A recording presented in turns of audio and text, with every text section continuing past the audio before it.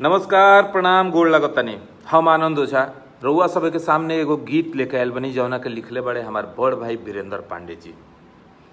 धुन तो उहे पुरान बा लेकिन मैटर नया बा। सुनी सबे।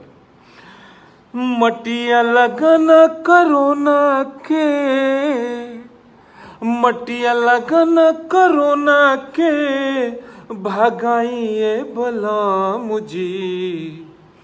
कुछ दिन घर ही में रही के बिताइए बलम जी।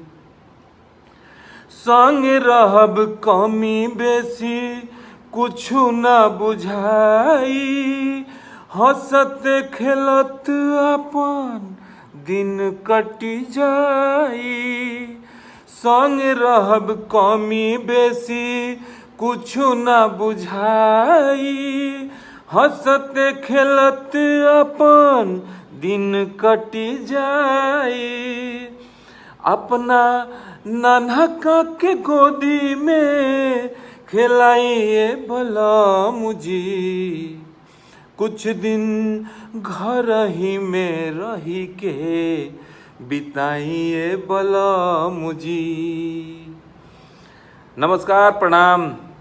यह मार्मिक अपील बरुआ सबे से कि घर में रही जा, अपना खाती अपना परिवार